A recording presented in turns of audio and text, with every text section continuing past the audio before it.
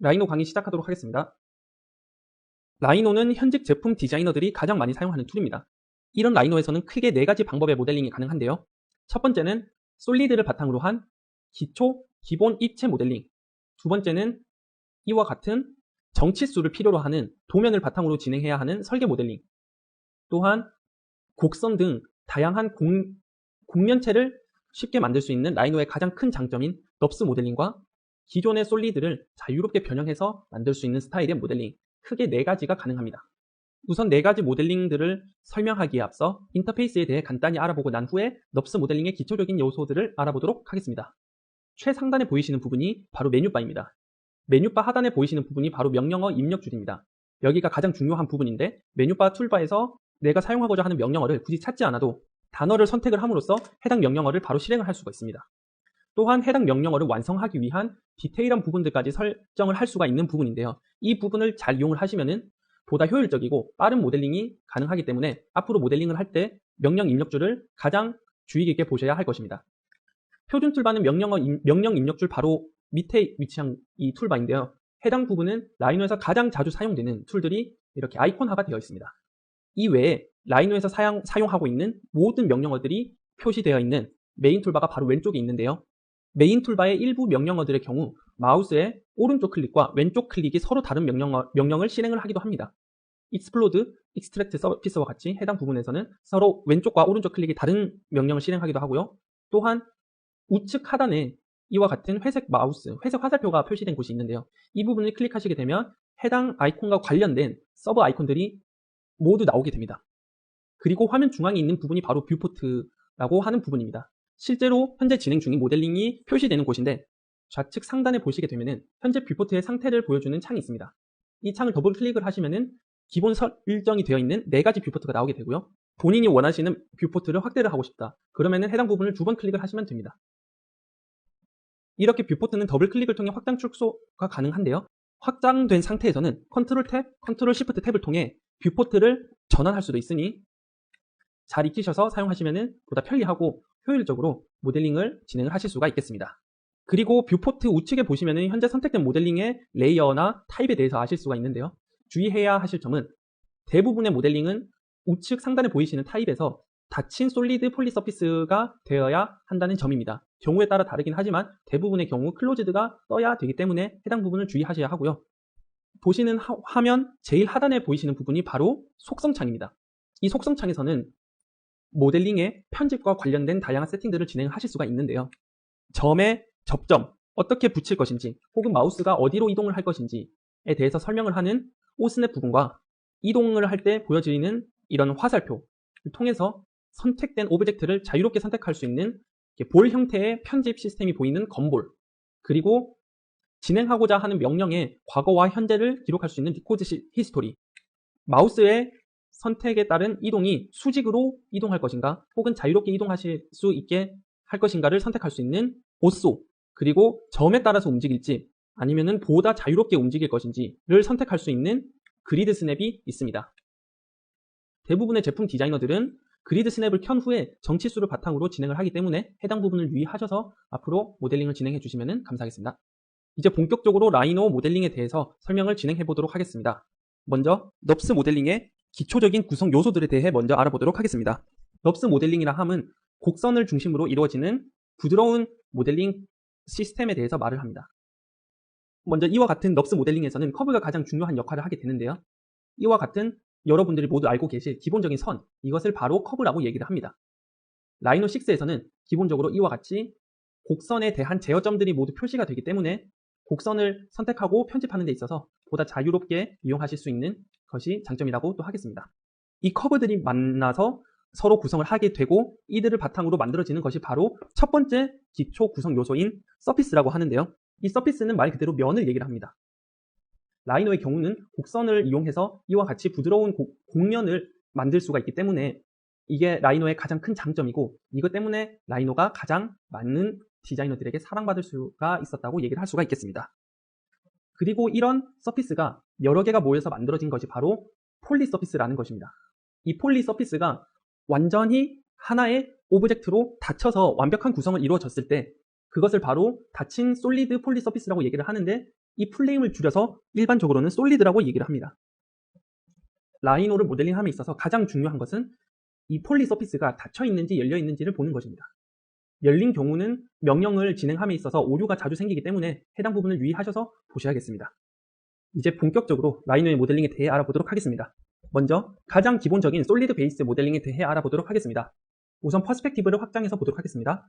가운데에 보이시는 세 가지 요소들을 이용을 해서 각각 두 가지의 닫힌 폴리 서피스들을 바탕으로 해서 하나를 이용해서 제거를 하거나 두 가지를 모두 합치거나 혹은 두 가지 서로 다른 폴리 서피스가 겹친 부분만을 선택을 하게 함으로써 서로 다른 세 가지 형태를 만들어보는 시간을 가져보도록 하겠습니다. 우선 필요 없는 나머지 요소들을 숨겨보도록 하겠습니다. 해당 부분들을 선택을 한 후 컨트롤 H를 누르십니다. 명령 입력줄에 보시면 하이드란 명령이 실행이 되었습니다. 이 말은 저희가 방금 선택한 부분이 숨겨졌다는 얘기고요. 첫 번째로 맨 앞에 보이시는 두 가지 솔리드를 사용을 해보겠습니다. 원통에 밑에 보이시는 부분을 빼보도록 하겠습니다. 먼저 중심이 되는 원통을 클릭을 하십니다.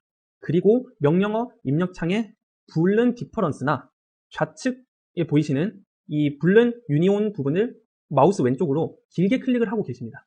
그러면은 여기 보이시는 불른 디퍼런스가 보입니다. 이렇게 이 아이콘을 클릭을 해보도록 하겠습니다. 그러면은 빼고자 하는 폴리 서피스나 서피스를 클릭을 하라고 명령 입력줄에 나오게 되죠.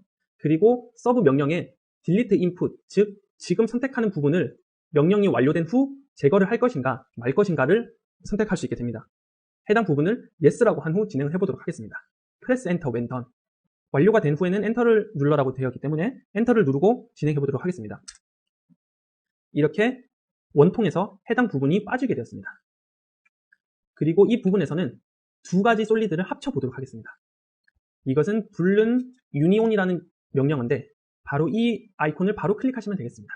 이렇게 되면은 왼쪽에 보이시는 것이 이전에는 두 가지의 오브젝트들이 선택되어서 다양한 요소들이라는 것이 떴는데 불른 유니온이라는 명령을 입력을 한 후에는 하나의 닫힌 솔리드 폴리 서피스가 되어버렸습니다. 이렇게 서로 다른 두 가지의 솔리드를 합쳐봤고요. 이번에는 두 가지 요소가 겹친 부분을 만들어 보도록 하겠습니다. 이번에는 불른 유니온을 길게 클릭하신 후에 불른 인터섹션이라는 명령어를 클릭을 하십니다. 그리고 첫 번째 폴리 서피스를 입력을 하라고 나오는데 원통을 클릭하신 후 엔터를 누르십니다. 그리고 두 번째 선택하고자 하는 서피스를 클릭을 합니다. 그리고 엔터를 누릅니다. 그러면은 원통과 방금 선택된 부분의 교차점이 이렇게 선택되어서 하나의 솔리드 폴리 서피스가 만들어지게 됩니다. 이와 같은 방법으로 진행을 하는 것이 솔리드를 바탕으로 한 입체 모델링인데 주로 불른 유니온 혹은 불른 인터섹션, 불른 디퍼런스와 같은 불른 명령어들로 사용이 되게 됩니다. 가장 많이 사용하는 것들이 바로 불른 유니온과 불른 디퍼런스가 제일 자주 사용되고요. 인터섹션도 가끔 사용되기는 하지만 해당 두 가지만을 가지고도 대부분의 모델링을 진행하실 수가 있으니 참고하시기 바랍니다. 이제는 이전에 숨겼던 오브젝트들을 다시 한번 살려보도록 하겠습니다. 컨트롤 시프트 H를 누르시게 됩니다. 그러면은 show selected라는 명령이 실행되게 되는데 이는 우리가 이전에 숨겼던 오브젝트들 중 선택된 부분들만 표시하겠다라는 명령이 실행되게 됩니다. 여기서 곡선을 몇 개 살려보도록 하겠습니다. 선택하신 후에 엔터를 누르시면은 정면에 4개의 곡선이 살아났습니다. 이제는 뒤에 부분들은 필요가 없기 때문에 한번 숨겨보도록 하겠습니다. 해당 부분들을 왼쪽에서 오른쪽으로 선택하신 후에 컨트롤 H를 누르시면은 이렇게 숨겨지게 됩니다. 자, 이제는 뷰포트에 4개의 곡선만이 나왔습니다. 이 곡선들을 바탕으로 방금 보셨던 이와 같은 부드러운 곡면을 만들어 보도록 하겠습니다. 명령어 입력창에 네트워크 서피스라는 명령을 엔터를 클릭합니다. 그리고 4개의 곡선을 하나하나 순서대로 클릭을 합니다. 그리고 모든 것이 선택되었을 때 엔터를 누르십니다. 이렇게 4개의 곡선이 되살아났습니다. 이제 명령어 입력줄에 로프트라는 단어를 클릭해 보도록 하겠습니다. 이렇게 되면은 select curves to loft, 로프트 할 곡선들을 선택하라는 명령이 나오게 됩니다. 이들을 순서대로 하나씩 선택해 보도록 하겠습니다. 그리고 엔터를 누르게 되면은 이 4개를 이용한 부드러운 서피스가 나오게 됩니다. 현재 제 라이노에서는 앞면과 뒷면이 서로 다르게 다른 색으로 표현될 수 있도록 선택되었기 때문에 뒷면이 연두색으로 표시가 되었는데 이 부분에서 혼돈이 없으셨으면 좋겠습니다. 자, 이제 로프트 옵션을 보시면은 이 로프트를 어떻게 마무리할 것인가에 대해서 선택을 하실 수가 있습니다. 먼저 스타일에 보시면은 다양한 스타일을 보실 수가 있습니다. 일반적으로 4개의 곡선을 이렇게 완성하고 말 것인가, 혹은 이 로프트를 닫혀진 솔리드로 만들고자 하는가, 혹은 닫힌 서피스로 만들고자 하는가, 그리고 이 곡선들 사이에 텐션을 루즈하게 줄 것인가, 혹은 좀 더 타이트하게 줄 것인가 등 이와 같은 다양한 선택들을 진행하실 수가 있습니다. 또한 이 서피스에 해당되는 제어점을 몇 개로 선택을 할 것인가 또한 동시에 선택을 하실 수가 있고요. 이와 같은 것들을 바탕으로 해서 완료가 되면은 OK를 누르시면은 이와 같은 부드러운 곡선이 완성되게 됩니다. 현재는 해당 서피스가 뒤집어진 상태이기 때문에 플립이라는 명령어를 이용해서 앞 뒤를 바꿔보도록 하겠습니다.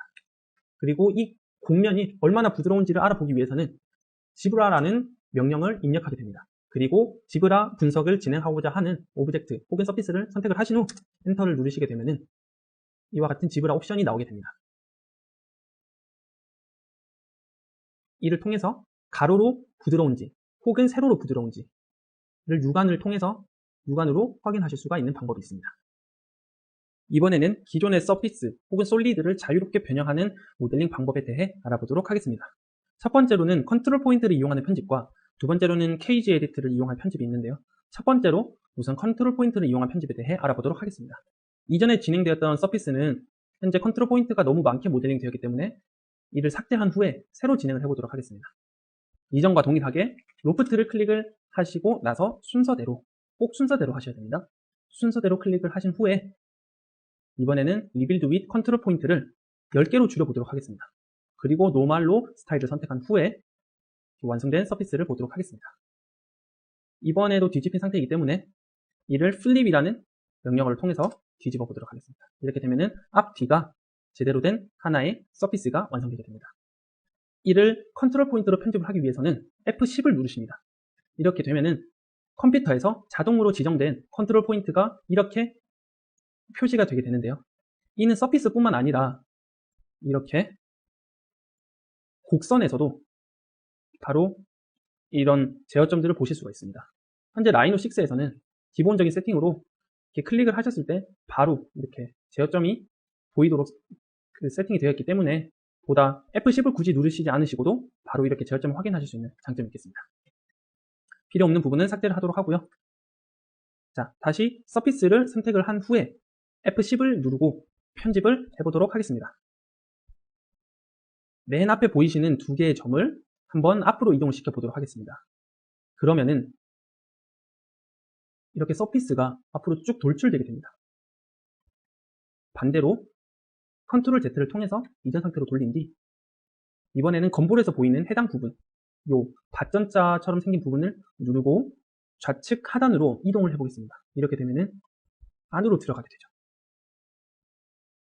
건볼에 대해서 간단히 설명을 드리자면은 이 화살표와 같은 녀석들은 해당 축으로만 Z축, X축 혹은 Y축으로만 이동할 수 있는 녀석이고 이렇게 밧전자와 같은 부분은 XZ, XY, YZ 평면에서 자유롭게 움직일 수 있는 이렇게 움직일 수 있는 이동 툴이라고 보시면 되겠습니다. 또한 길이가 존재하는 오브젝트가 선택되었을 때는 각 부분의 끝점에 존재하는 네모를 클릭을 해서 X축의 길이를 몇 배로 늘릴 것인가 혹은 Z축으로 길이를 얼만큼 늘릴 것인가에 대해서도 편집이 가능하니 차후 모델링을 하실 때 건볼을 이용하시는 것을 추천드리도록 하겠습니다. 컨트롤 Z를 통해서 다시 원상태로 복귀를 했고요. 그런데 컨트롤 포인트가 내 마음에 들지 않는 경우가 있습니다. 혹은 컴퓨터가 자동으로 지정을 한 부분이기 때문에 이를 바로 세울 수 있는 혹은 이를 변형하실 수 있는 방법이 또한 존재를 하는데요. 그것은 바로 리빌드라는 명령어입니다. 리빌드를 클릭을 하시게 되면은 리빌드 서피스라는 녀석이 뜨게 됩니다. 가장 중요하게 보셔야 될 부분이 포인트 카운트, 디그리, 그리고 하단에 보이시는 맥시멈 데비에이션이라는 것인데요. 우선 맥시멈 데비에이션을 가장 주의 깊게 보셔야 되는 점이 오리지널 서피스 혹은 솔리드와 현재 리빌딩 될 서피스의 차이점을 말해주는 부분입니다. 이 부분이 1.032 이런 실수가 나왔다 혹은 수가 크게 나올수록 이전의 서피스와 현재 만들어질 리빌드 될 서피스 간의 차이가 큰 것이기 때문에 되도록이면은 해당 숫자가 작게 될 수 있도록 포인트 커브와 디그리를 설정하는 것이 가장 좋습니다. 그리고 디글이라는 것은 만들어질 리빌딩 될 서피스에 U선, 가로선을 U선이라고 하고 세로선을 V선이라고 합니다. 이 선의 차원에 대해서 얘기를 하는 건데요. 1차원에서 4차원으로 갈수록 선이 더 부드럽게 됩니다. 그러나 4차원 이상으로 갈 경우에는 선 간의 차이가 없이 너무 부드럽게 진행이 되어버리기 때문에 이렇게 되면은 이전의 서피스와는 차이가 벌어질 수도 있기 때문에 이를 주의하셔서 선택을 하셔야 됩니다. 기본적으로는 3차원의 곡선을 가장 많이 사용하시기 때문에 3으로 끝내시는 것을 추천드립니다. 그리고 저희가 리빌드를 한 원래 목적, 이 선의 이 제어점의 숫자, 개수를 편집하는 부분이 바로 상단 부분인데요. 가로선, U선으로 총 몇 개의 제어선이 나올 것인가. 지금 오리지널에서는 하나, 둘, 셋, 넷, 다섯, 6개가 나와 있죠. 그래서 6개. 이를 자신이 원하는 숫자대로 이렇게 바꿀 수 있게 됩니다. 네, 보시게 되면은 U선이 이전보다 2배가 올라갔고 V선, 세로선이 이전보다 2배로 줄어들었죠. 지금 보시는 바와 같이 세로선이 이렇게 10에서 5로 이렇게 준 거를 보실 수가 있고요. 가로선이 6에서 2배로 이렇게 늘어난 것을 확인하실 수가 있습니다. 그리고 이렇게 포인트가 많아지면 많아질수록 이전 서피스와의 차이가 줄어들게 됩니다. 하지만 똑같아지는 경우는 드물기 때문에 자유롭게 변형하는 방법은 주의하셔서 사용하셔야 되는 것을 또한 아셔야 할 것 같습니다. 이런 식으로 저희가 진행하고자 하는 컨트롤 포인트를 리빌딩 하는 방법까지 알아봤고요. 컨트롤 포인트가 없는 일반적인 돌출물 혹은 닫힌 폴리 서피스의 경우도 자유롭게 변형하는 방법이 충분히 가능합니다. 이전에 진행된 것은 숨기도록 하겠습니다. 자, 방금 닫힌 돌출형을 하나 만들었습니다. 이 돌출형이란 것은 평면에 닫힌 곡선에서 extrude라는 명령어를 통해서 이렇게 뽑혀져 나온 형태를 말하는 건데요. 이 또한 폴리 서피스의 일부분, 즉 솔리드이기 때문에 일종의 솔리드의 다른 버전이라고 보시면 되겠습니다. 이런 돌출형 혹은 솔리드 같은 경우에는 F10을 누르게 되면은 본인이 제어할 수 있는 포인트가 이렇게 우리가 원하는 방향으로 나오진 않습니다. 선의 위치라든지 이런 식으로만 가능하기 때문에 아까와 같은 자유로운 변형이 불가능하게 됩니다. 이 경우에는 cage edit라는 명령어를 사용하시면 됩니다. cage edit에서 가장 많이 사용하는 방법은 이 박스라는 것입니다. 이 세부 명령에 보시면은 바운딩 박스, 라인, 사각형, 박스 이렇게 총 4가지의 컨트롤 방법이 존재를 하는데요. 박스를 이중해서 박스를 클릭해 보도록 하겠습니다. 박스를 클릭하시고 뷰포트를 더블 클릭하신 후 탑뷰로 변형을 옮기신 후에 원하는 범위만큼 클릭을 합니다. 그러면 이렇게 사각형이 완성이 되고 난 후에 명령 입력줄에 보시면은 헤이트라는 말이 뜹니다. 자, 이제는 탑을 더블 클릭하신 후 라이트로 이동하시게 됩니다. 이렇게 해서 본인이 원하고자 하는 편집의 높이를 클릭을 하십니다. 그러면은 kg 파라미터라는 명령이 뜨게 됩니다. 여기서 x 포인트, y 포인트, z 포인트로 컨트롤 포인트를 총 몇 개를 만들 것인가에 대해서 나오고요. 각 축들의 선의 차원에 대해서 얘기를 하게 됩니다. 아까 말씀드렸듯이 3차원이 가장 일반적이기 때문에 3차원으로 가만히 둔 뒤에 각 포인트를 5개씩 바꿔보도록 하겠습니다. 그리고 엔터를 누르시게 되면은 이런 네모난 케이지가 만들어지게 됩니다. 그리고 엔터를 한 번 더 클릭을 하시면은 5개씩 총 125개의 컨트롤 포인트가 만들어집니다. 이거를 퍼스펙티브에서 보도록 하겠습니다. 하단까지 이렇게 만들어진 것을 보실 수 있습니다. 여기서 특정 점을 내가 컨트롤하고자 하는 포인트를 선택을 하신 후에 검보를 이용해서 편집을 하시면은 이와 같이 변형이 되는 것을 이전에는 컨트롤 포인트가 없었음에도 충분히 내가 원하는 모양으로 바꿀 수 있다는 것을 알 수가 있습니다. 이 케이지 에디트의 장점은 2가지의 솔리드 혹은 여러 개의 솔리드들을 한 번에 묶어서 편집을 할 수가 있다는 것인데요. 이 원통을 복사한 후에 복사 붙여넣기를 한 후 이렇게 왼쪽으로 약간 이동한 후에 2가지를 모두 선택을 해서 케이지 에디트를 실행을 해 보겠습니다. 이전과 같이 박스를 선택을 하고 탑뷰로 옮겨서 적당한 사각형을 만든 후 적절한 높이를 선택을 한 후에 포인트는 그대로 유지한 채 엔터를 2번 누르시게 되면 이렇게 이전과 같은 125개의 제어점이 박스 안에서 만들어지지만 이번에는 2개의 서로 다른 솔리드가 포함되어 있음을 알 수 있습니다. 이들을 편집할 때 원하는 그런 제어점들을 선택한 후에 하시면은 2가지의 서로 다른 이런 솔리드들이 같이 움직이게 되는 것을 보실 수 있습니다. 지금까지 솔리드를 바탕으로 한 입체 모델링, 공면체를 쉽고 빠르게 모델링할 수 있는 넙스 모델링, 그리고 기존의 솔리드 혹은 서피스를 자유롭게 변형할 수 있는 스타일의 모델링, 이렇게 세 가지 모델링에 대해 알아봤습니다. 설계 모델링의 경우 도면을 바탕으로 정치수로 진행을 하는 고급 스킬이기 때문에 차후 다루도록 하겠습니다. 이제는 지금까지 배우신 라이노의 기초적인 부분들을 이용을 해서 주사위를 한번 만들어 보도록 하겠습니다. 이전에 실행된 부분은 필요 없는 부분이기 때문에 모두 선택을 하신 후 숨기고 진행을 해보도록 하겠습니다. 퍼스펙티브에서 화면을 중앙으로 옮깁니다.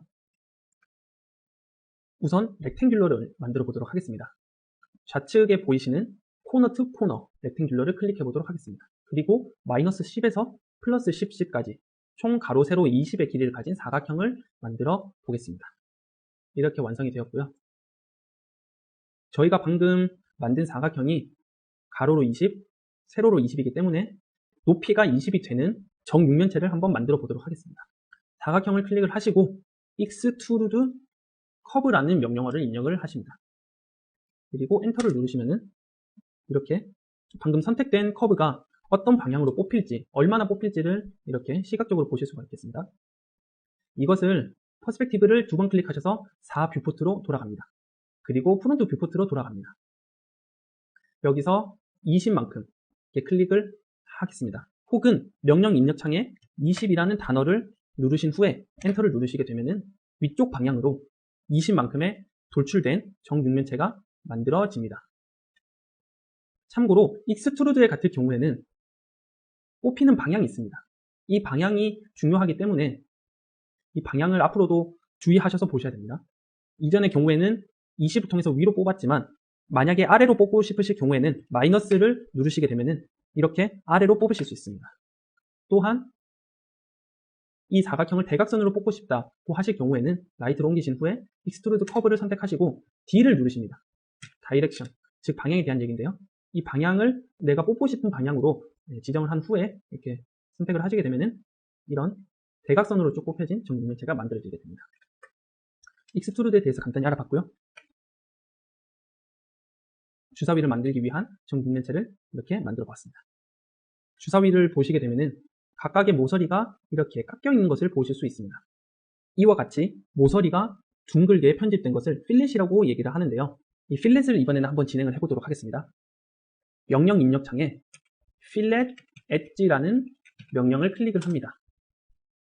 그리고 주사위를 보셨을 때 각 면이 동일한 크기의 R값으로 이 필렛의 정도를 R값이라고 얘기를 하는데요. 필렛은 파이프로 깎아내는 것이기 때문에 그 깎이는 파이프의 반지름, 라디우스를 줄여서 R값이라고 얘기를 합니다.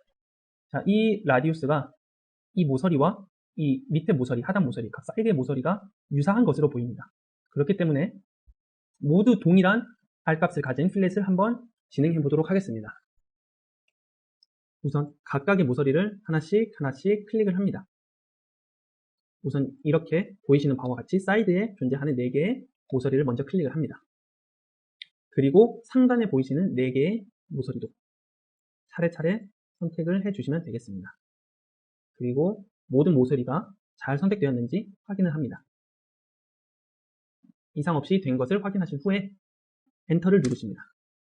그러면은 각 모서리들의 R값이 얼마만큼 할 것인가에 대해서 이렇게 나오게 됩니다. 지금 1이라고 되어 있죠. 각 모서리가 전부 1인지를 확인하신 후에 엔터를 누르게 되면은 모든 모서리가 1의 R값을 가진 필렛이 잘 적용되었음을 아실 수 있습니다. 이제는 주사위에 보이는 홈이 파여진 부분들을 한번 모델링 해보도록 하겠습니다. 우선 좌측에 보이시는 싱글 포인트를 클릭을 해주시면 되겠습니다. 그리고 퍼스펙티브를 2번을 클릭하신 후 탑으로 뷰포트를 옮기셔서 원점에 점을 하나 찍겠습니다. 이렇게 원점에 점을 찍으셔도 되고 혹은 로케이션 오브 포인트 오브젝트에 0을 누르신 후에 엔터를 누르시게 되면은 이렇게 원점에 포인트가 생기게 됩니다. 컨트롤 탭을 눌러서 퍼스펙티브로 이동하겠습니다. 여기서 하단의 포인트를 원점에 찍힌 포인트를 이 정육면체의 최상단으로 올려보도록 하겠습니다. 여기서는 프로젝트라는 명령어를 실행하도록 하겠습니다. 프로젝트는 커브 혹은 포인트를 선택된 솔리드 혹은 서피스에 말 그대로 프로젝트, 투영하는 명령어입니다. 이렇게 클릭을 하시게 되면 첫 번째 투영하고자 하는 커브나 포인트를 선택을 하라고 얘기를 합니다. 그러면 저희는 원점에 방금 찍은 점을 선택합니다. 그리고 엔터를 누릅니다. 그러면은 이제 프로젝트를 실행시키고자 하는 서피스나 폴리 서피스를 선택하라고 얘기합니다. 그러면 저희는 이 육면체를 선택한 후에 엔터를 누르게 됩니다. 그러면은 상단에 이렇게 점이 찍힌 거를 보실 수가 있겠습니다. 이제는 여기서 아까 보셨던 홈을 파기 위해서 구를 하나 만들어 보도록 하겠습니다. 이것은 좌측에 보이시는 아이콘에서 정육면체 박스 아이콘이 보이실 겁니다. 이 아이콘에서 우측 하단 회색 모서리를 클릭하시면 이와 같은 다양한 그런 입체 솔리드를 만드는 이런 명령어들이 있습니다. 여기서 스피어, 그 중에서 센터에서 반지름을 입력하는 이거를 클릭을 하도록 하겠습니다.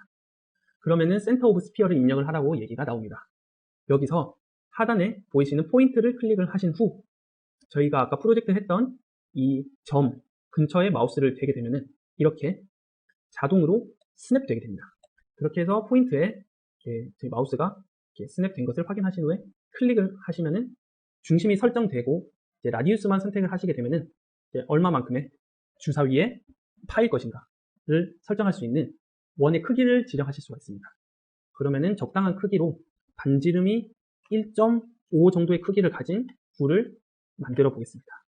이렇게 만들어진 구와 정육면체를 선택하면은 닫힌 서피스와 닫힌 솔리 폴리 서피스가 두 개가 만들어진 것을 알 수가 있습니다.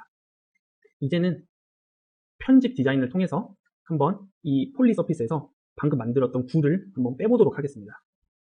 여기서는 가만히 두고자 하는 중심이 되는 오브젝트를 먼저 선택을 합니다. 그리고 불런 디퍼런스라는 명령어를 입력을 해보겠습니다. 그리고 엔터를 누르시면은 빼고자 하는 서피스를 바로 선택하는 단계로 넘어가게 됩니다. 그리고 진행된 서피스를 지울 것인가에 대해서 얘기가 나오게 되는데 이것을 yes로 하고 진행을 하겠습니다. 그렇게 한 후에 이 구를 선택을 하시고 엔터를 누르시게 되시면 이와 같이 홈이 파진 하나의 정육면체가 만들어지게 됩니다. 프로젝트의 경우에는 각 솔리드의 최상단에 반영되기 때문에 현재로서는 이 솔리드를 돌려야 합니다. 이 솔리드를 돌리는 방법은 이전에 말씀드렸던 건보를 이용해서 하실 수가 있는데요. 솔리드를 클릭을 하시면 아까와 같은 이런 화살표와 이런 동그란 부분이 만들어지게 됩니다. 여기서 저희는 초록색을 이용해서 90도로 한번 돌려보도록 하겠습니다. 여기 보이시는 초록색 부분을 클릭을 하시면 보이시는 바와 같이 돌아가는 방향과 숫자 입력창이 나오게 됩니다. 이 숫자는 50도, 90도 이런 각도의 단위로 입력이 되게 되는 건데요. 저희는 90도로 돌릴 것이기 때문에 90을 입력해 보겠습니다. 그리고 엔터를 누르게 되면은 아까 화살표가 나왔던 시계 방향으로 이렇게 오브젝트가 돌아간 것을 알 수가 있습니다. 숫자 2를 만들어야 하기 때문에 다시 한번 탑뷰로 돌아가 보도록 하겠습니다. 컨트롤 탭을 누르셔서 탑뷰로 돌아갑니다. 여기서 다시 한번 포인트를 클릭을 합니다. 이때 마우스를 쭉 올리고 계시면은 아시겠지만 좌측으로 눌렀을 때는 싱글 포인트, 우측으로 눌렀을 때는 멀티 포인트를 선택할 수가 있습니다. 이번에는 두 개의 점을 입력을 할 것이기 때문에 이 점 위에서 멀티 포인트, 즉 마우스 우측 버튼을 클릭하도록 하겠습니다. 그리고 보이시는 모서리에서 제일 끝 모서리에서 아래로 2칸, 오른쪽으로 2칸씩 이동해서 점을 하나를 찍겠습니다. 우측 하단에도 이와 마찬가지로 2칸 위에서 클릭을 해보겠습니다. 이 점을 다 찍으신 후 마우스 우측을 클릭하시거나 ESC를 누르시면 해당 명령에서 나오실 수 있습니다. 그리고 컨트롤 시프트 탭을 누르시면 이와 같이 하단에 점 2개가 생긴 것을 알 수 있겠습니다. 조금 더 안쪽으로 점을 찍었으면 좋겠다는 생각이 드네요. 그러면은 이 부분을 한번 진행해 보도록 하겠습니다. 이번에는 탑뷰에서가 아닌 퍼스펙티브에서 이동을 할 건데 여기서도 이전과 같이 화살표를 클릭을 합니다. 그러면은 화살표 방향으로 얼마만큼 이동할 것인가에 대해서 뜨게 되는데요. 저는 화살표 방향으로 1만큼 그리고 초록색 화살표의 뒤편으로 마이너스 1만큼 움직여 보겠습니다. 그러면은 요거에 비해서 각각 1만큼씩 더 이동된 것을 보실 수가 있죠. 해당 포인트에서도 초록색만큼 1, 빨간색의 뒷부분으로 마이너스 1만큼 이동시켜 봤습니다. 그러면은 컨트롤 탭을 누르면은 이렇게 각각 1만큼씩 한 칸 더 이동이 된 점 2개를 보실 수가 있습니다. 다시 컨트롤 시프트 탭을 누르신 후에 이제 방금 찍은 두 점을 이 정육면체 위에 프로젝트 해보도록 하겠습니다. 클릭하시고 점 2개를 클릭을 하신 후 엔터를 누르십니다. 그리고 투영하고자 하는 이 정육면체를 클릭을 합니다. 그러면 이와 같이 이렇게 2가지의 점이 올라온 것을 보실 수가 있습니다. 이전과 같이 박스에서 네모난 부분을 클릭하셔서 스피어를 선택을 하셔도 되지만 이번에는 명령 입력 창을 통해서 스피어를 입력해 보도록 하겠습니다. 명령 입력줄을 보시면은 센터 오브 스피어라고 보이시는 것을 알 수가 있겠습니다. 여기는 스피어가 만들어질 부분에 센터를 클릭한 후 이전의 라디우스가 1.5로 선택되어서 만들어졌기 때문에 지금 현재 1.5로 세팅이 된 상태입니다. 여기서 그대로 진행을 해보도록 하겠습니다. 네, 스피어를 한 번 더 만들어 볼 건데 이전과 똑같은 명령어를 진행을 하려고 하는 경우이기 때문에 굳이 스피어를 따로 쓰지 않고 마우스 오른쪽을 클릭해 보겠습니다. 그러면은 아까와 똑같은 명령이 입력된 것을 아실 수가 있습니다. 이런 식으로 이전에 했던 명령어를 빠르게 반복할 수 있는 방법이 있음을 인지하고 계시면은 차후에 모델링 하실 때 좀 더 빠르게 진행하실 수 있다는 것을 아실 겁니다. 그리고 이전과 동일하게 1.5의 반지름을 선택을 하셔서 2개의 굴을 만드실 수가 있습니다. 이제 이와 같이 만들어진 2개의 굴을 정육면체에서 빼는 것을 반복을 해서 숫자 2를 만들어 보았습니다. 현재는 뷰를 쉐이디드, 음영이 보이는 부분으로 선택을 해놨습니다. 그래서 이게 렌더가 되었을 때의 느낌을 보시고 싶다. 그러면은 여기서 렌더드를 클릭하시면은 가상으로 렌더가 되었을 때 해당 주사위가 어떤 느낌일 것이다 라는 것을 보이시는 바와 같이 확인하실 수가 있습니다. 모델링을 할 때는 앞, 뒤를 확인할 수 있고 현재 폴리 서피스 혹은 전체 모델링된 폴리 서피스의 라인들을 정확하게 확인할 수 있는 음영 형태의 뷰가 가장 용이하기 때문에 모델링을 하실 때는 이와 같이 쉐이디드를 확인하시고 모델링이 어느 정도 진행된 후에 렌더가 어떻게 진행되는지 궁금하다. 그럴 경우에는 다시 렌더드 뷰로 바꿔서 확인해 보시면 되겠습니다. 이까지 만들어진 주사위를 이전과 같은 방법으로 90도를 돌리고 다시 탑뷰로 돌아가서 해당 부분들을 원하는 숫자만큼 클릭하신 후에 동일한 프로세스를 반복하시면 주사위를 완성하실 수가 있겠습니다. 레빗 아키텍처를 실행하시면 최초로 이런 화면이 뜨게 되는데 지금 보이시는 이 화면이 레빗의 메인 화면이 되겠고요. 왼쪽 부분에 보시면은 큰 글씨로 위쪽에 프로젝트와 밑에 패밀리가 있습니다. 프로젝트는 건축 설계를 위한 기본 환경으로서 건축의 요소들을 배치해서 도면과 3D 모델링을 진행을 할 수가 있겠고요. 밑에 패밀리라고 하는 건 건축 설계 시에 사용되는 그런 구성 요소들의 묶음을 뜻하는 겁니다. 그래서 구성 요소 설계를 위한 화면으로 시작이 되는데 몇 가지 용도에 따른 특별한 도구들이 추가되는 것 외에는 기본의 프로젝트 환경하고 크게 다르지 않아요. 그래서 위에 프로젝트 먼저 봐주시고 이제 여기서 프로젝트 파일을 열어주거나 밑에 새로 작성을 클릭을 해서 새로운 프로젝트를 생성하실 수가 있습니다. 그래서 이걸 클릭을 하면은 이런 창이 하나 뜨게 돼요. 시공 템플릿부터 해서 건축 템플릿, 구조 템플릿, 기계 이런 것들이 있는데 어떤 형식으로 작업을 진행할 건지에 대해서 지정을 해주는 겁니다. 그리고 오른쪽에 찾아보기를 눌러서 다른 프로젝트를 찾아올 수도 있겠고요. 그럼 취소 눌러주시고 여기도 똑같이 있죠. 그러면 우리는 건축을 먼저 해볼 거니까 건축 템플릿을 클릭을 해줍니다. 이렇게 생긴 작업 화면이 뜨게 돼요. 그래서 위에서부터 실질적인 명령이 이루어지는 리본 메뉴, 왼쪽에는 화면의 뷰를 나타내는 프로젝트 탐색기가 있고요. 또 오른쪽에는 화면을 좀 더 상세하게 확인을 할 수 있는 탐색 막대가 있습니다.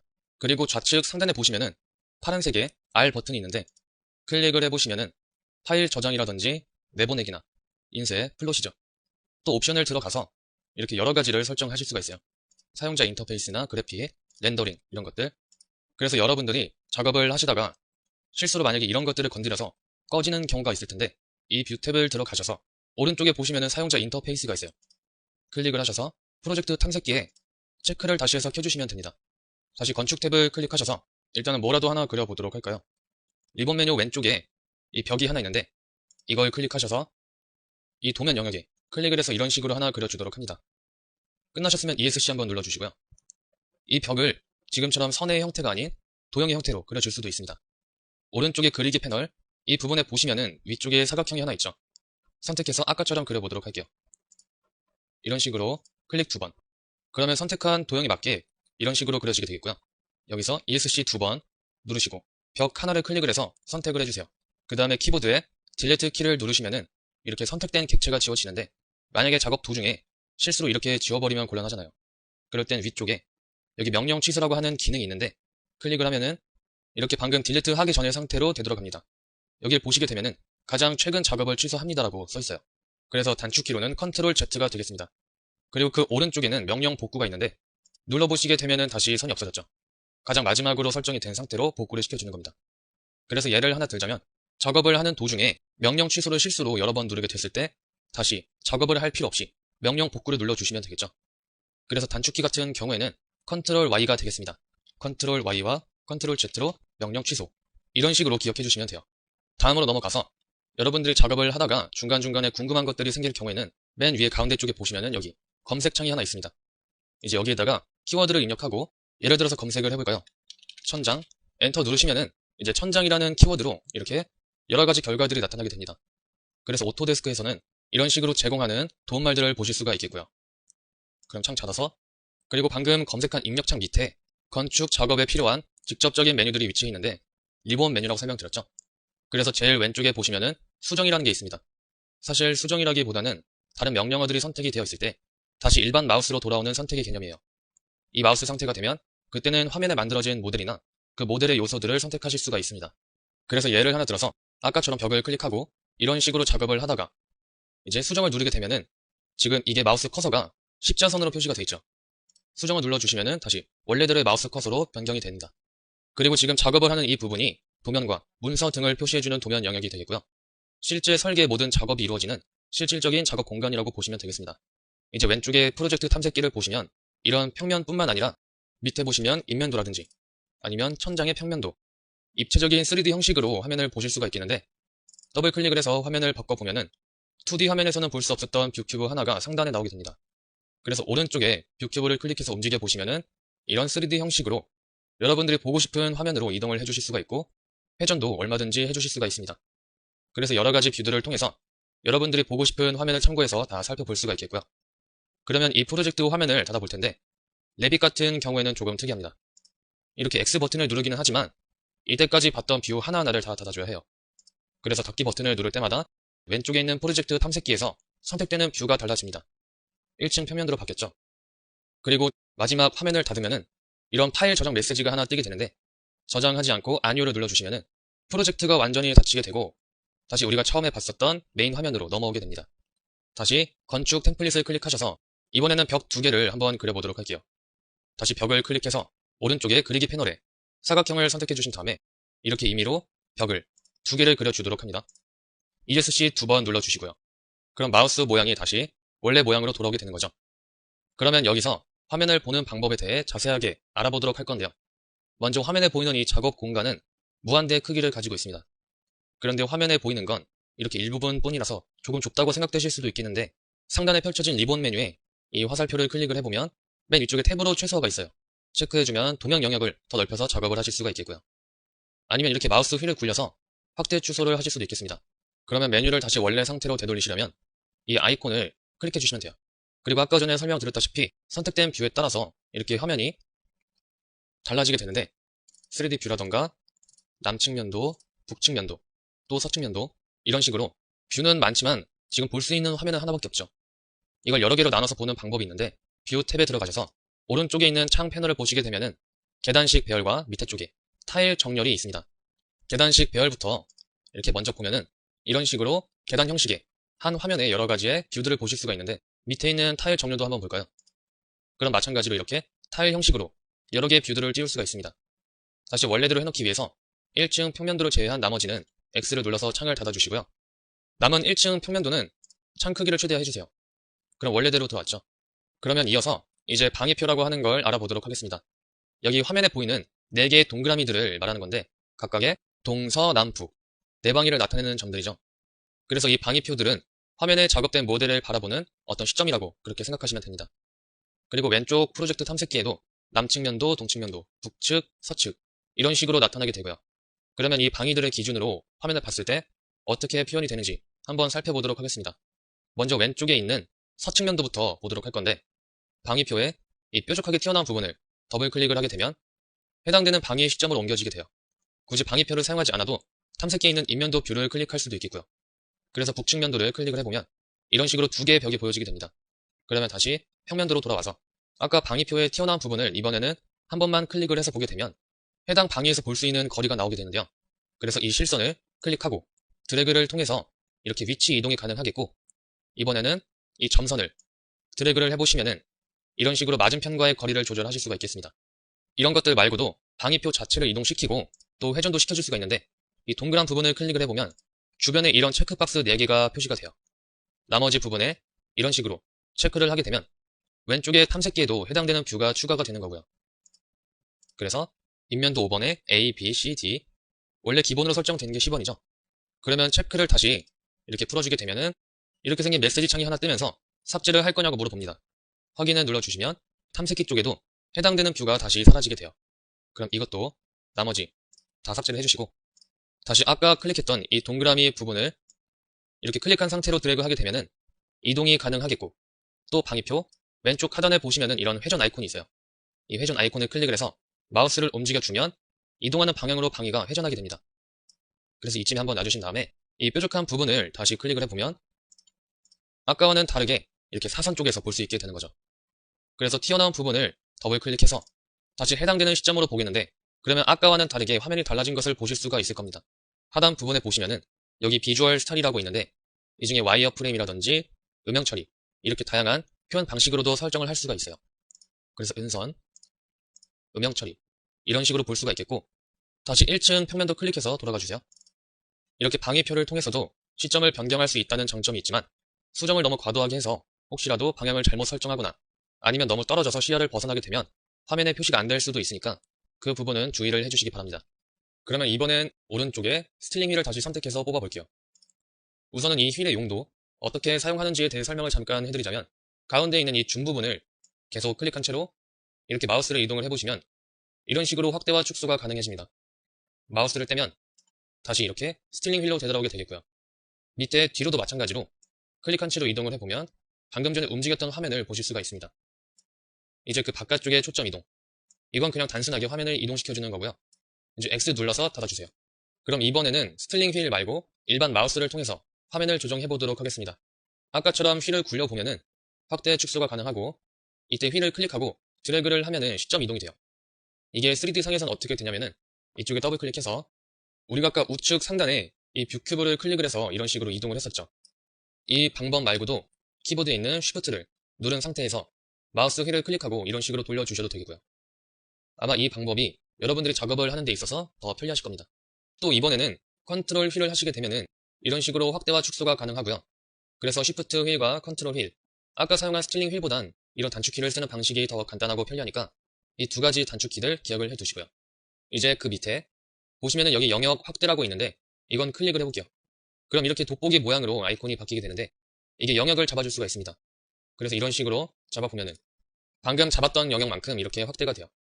이제 그 밑에 화살표를 클릭을 하면 몇 가지 도구들이 더 있는데, 축소 보기 클릭을 해주시면 2분의 1배만큼 축소가 되는데 한 번이 아니라 여러 번을 하실 수도 있어요. 이런 식으로. 이제 그 밑에 창에 맞게 줌, 이거는 말 그대로 도면 화면에 모델이 꽉 차게 보여지게 되는 거고요. 이런 것들도 단축키로 이용할 수가 있는데, 일단은 제일 처음 했던 영역 확대부터 보자면, 확대를 뜻하는 줌, 키보드의 Z와 그 다음에 R을 눌러주면은 이렇게 마우스 커서가 바뀝니다. 그래서 원하는 영역을 이렇게 잡아주면 확대가 되겠죠. 그 다음 2분의 1씩 축소를 하는 건 키보드의 Z와 알파벳 O를 입력하시면은 바로 2분의 1씩 축소가 적용이 됩니다. 이것도 여러 번 가능하겠죠. 또한 창 크기에 맞게 줌은 Z와 F를 입력하시면 되겠고요. 이제 보이는 뷰 프로젝트 화면들은 저장하지 않은 채로 닫아주도록 할게요. 그럼 이제 새로운 프로젝트 파일을 작성해서 또 다른 작업을 한번 해보도록 하겠습니다. 이번 작업에서는 새로운 레벨을 만들고 이제 그 레벨에 이름과 높이들의 값을 수정을 해보도록 할 건데요. 레빗에서는 기본적으로 3개의 레벨이 설정되어 있습니다. 인면도에서 확인을 해볼 수가 있겠는데, 왼쪽에 탐색기에서 아무 인면도나 클릭을 해볼게요. 북측 선택해서 이렇게 화면을 바꿔봤는데 3개의 층이 생겼습니다. 이걸 레벨이라고 부르는데, 레벨을 더 추가하고 싶다거나 수정을 하고 싶을 때에는 따로 설정을 하셔야 됩니다. 우선은 잘 안 보이니까 확대를 좀 해볼게요. 확대 단축키 Z와 R을 입력하시고 이 부분에 이렇게 영역을 잡아주세요. 그럼 보시게 되면은 아래에서부터 위로 1층, 2층, 지붕 이렇게 순서대로 올라가 있는데, 이 레벨의 이름으로 지정되어 있는 부분을 더블 클릭하시면은 다시 컨트롤 Z로 되돌아가서 이렇게 이름을 수정하실 수가 있습니다. 그래서 지붕을 3층이라고 수정을 해줄 수가 있겠는데, 입력하셨으면은 마무리로 엔터 눌러주시고요. 그러면 이 상태에서 위에 또 다른 레벨을 하나 만들어 줄 건데, 기존에 있었던 레벨을 선택해서 복사하도록 하겠습니다. 레벨을 선택할 때에는 컨트롤 키를 누른 채 선택을 해서 드래그를 해줘야 돼요. 만약 그러지 않고 그냥 클릭을 해서 이렇게 올려보면은 그냥 단순한 이동만 실행이 되겠죠. 컨트롤 Z 눌러서 되돌려 주시고요. 이번에는 키보드에 컨트롤 누른 상태로 이렇게 클릭해서 올려보면은 복사가 되는 거죠. 이런 식으로 컨트롤을 클릭해서 얼마든지 만들어 주실 수가 있습니다. 이제 방금 복사된 거를 이런 변경을 해주도록 할게요. 클릭을 해서 지붕으로 변경을 해주겠습니다. 마무리 엔터. 그러면은 이런 1층부터 지붕까지의 4개의 레벨이 되는데 서로 간격 수치가 일정하지 않고 불규칙한데 이걸 균일하게 설정을 해줄 때에는 레벨의 이름 밑에 나와 있는 이런 숫자 부분을 클릭을 해주시면 돼요. 이게 높이 값을 나타내는 숫자인데 보시게 되면 이 숫자들이 지금 불규칙하죠. 마찬가지 이것도 클릭을 2번 해서 높이를 수정해 주실 수가 있습니다. 2층에서는 4000 그대로 두겠고 3층 올라가서 이제 이 3층은 1층을 기준으로 해서 8000으로 올려주세요. 그 다음 지붕도 마찬가지로 똑같은 간격으로 올라가야 하니까 이것도 클릭 2번 해주신 다음에 12000으로 해줍니다. 그러면 전부 4000인 간격씩 동일한 높이로 나타나게 되죠. 이렇게 레벨의 높이에 변경을 해봤는데 일일이 설정하는 방법 말고도 계산식으로 높이를 설정하는 방법도 있어요. 지금은 1층을 기준으로 해서 위쪽으로 4000씩의 간격을 두고 올라가잖아요. 맨 위에 지붕 같은 경우에는 이제 기준을 밑에 3층으로 잡아두겠습니다. 그래서 3층의 높이에서 5000만큼 띄워보도록 할 건데 다시 수치에 더블 클릭해주시고 이번엔 수식을 입력하면 되는데요. 처음에는 equal 그리고 3층의 높이인 8000을 입력해줍니다. 그 다음에 5000만큼 더 올릴 거니까 플러스 하시고 5000 이렇게 입력해 주시고요. 마무리 엔터 눌러줍니다. 그러면 계산된 값만큼 이런 식으로 표현이 되죠. 방금 해본 건 간단한 수식이기 때문에 이렇게 금방 변하게 되지만 여러분들이 작업을 하시다가 보면 복잡한 수식을 사용할 때도 있습니다. 그럼 이렇게 생성됐던 레벨들을 왼쪽의 프로젝트 탐색기에서 살펴보도록 할게요. 지금 평면도를 보면은 여러 가지가 나와 있기는 한데 우리가 만든 1층, 2층, 3층 그리고 지붕에 해당되는 레벨들은 화면이 없어요. 레벨의 이름과 탐색기에 나와 있는 이름이 다르기 때문인데요. 이때 레벨의 이름을 그대로 평면에 적용을 하기 위해서 먼저 평면도를 Shift 클릭을 해서 다중 선택해 주시고 여기서 마우스 오른쪽 버튼 눌러서 삭제를 눌러줍니다. 이제 그 다음에 뷰 탭을 들어가서 작성 패널에 있는 이 아이콘이 있어요. 평면 뷰라고 하는 건데 이걸 클릭해 주시고 평면도에 들어가 줍니다. 그러면 새 평면도라고 해서 새로운 평면을 만들 수가 있게 되는데 우리가 지금 레벨을 지정했었던 1층, 2층, 3층, 지붕 이렇게 4가지가 나와 있습니다. 그러면 이 이름들을 전부 다 Shift 클릭을 해서 확인을 눌러주세요. 그러면 화면이 다시 변하게 되는데 프로젝트 탐색기의 평면을 클릭을 해보시면 우리가 방금 전에 만들었었던 레벨의 이름대로 평면이 새롭게 만들어졌고요. 그래서 더블 클릭을 통해서 평면들 간의 이동도 자유롭게 가능해졌습니다. 여기까지 다 되셨으면 이번엔 레벨의 경사면을 추가하는 작업을 해보도록 할게요. 레벨을 다시 봐야 하니까 옆에서 바라보는 인면들을 보겠습니다. 그래서 하나 골라서 선택해 주시고요. ZR을 입력해 주시고 확대를 좀 해주도록 합니다. 아니면 그냥 키를 굴려서 확대를 해주셔도 상관없어요. 이렇게 1층 쪽을 확대를 해주시고 일단은 여기 레벨에 이 모양을 선택하게 되면은 이름과 거리값 사이에 이 선 안쪽에 있는 어떤 모양이 하나 있는데 이게 바로 경사면을 만드는 엘보 추가라고 하는 부분이 되겠습니다. 그래서 이 부분을 클릭하게 되면은 방금 전에 일직선이었던 1층이 이런 식으로 경사가 생기게 되면서 선이 밑으로 꺾이게 돼요. 또 이 경사면에 꺾이는 부분을 클릭을 해서 이렇게 모양을 바꿔줄 수도 있습니다. 일단 아래쪽으로 살짝만 두도록 하겠고요. 이제 1층 레벨의 이름을 더블 클릭을 해서 1층 경사라고 변경을 해줄게요. 엔터 눌러주시고 그러면 한 번 더 물어보는 메시지 창이 뜨는데 얘를 눌러서 확인을 해주세요. 그러면 왼쪽의 프로젝트 탐색기 쪽에서도 똑같이 이름이 변경이 됩니다. 그런데 바로바로 이름이 갱신이 안 되는 경우에는 이 평면을 선택해서 삭제하시고 다시 뷰 탭에 이 평면 뷰에서 평면도에 1층 경사를 추가를 해주시면 됩니다. 그러면 다시 인면도 클릭해 주시고 축소를 좀 해서 작업이 완료된 것을 한 번 더 확인을 해주세요. 그럼 이제 파일을 저장을 해보겠습니다. 왼쪽 상단에 R 버튼 누르셔서 여기 저장 있죠? 이 저장에 클릭하시면 되고 아니면 그 옆에 여기 디스크 모양이 있는데 이 아이콘을 클릭하거나 아니면 키보드에 Ctrl S를 눌러서 저장하는 방법 이 3가지가 있습니다. 여러분들 편하신 방법으로 저장해 주시면 되겠고 저장 위치도 원하시는 경로에 지정해서 저장을 해주시면 돼요.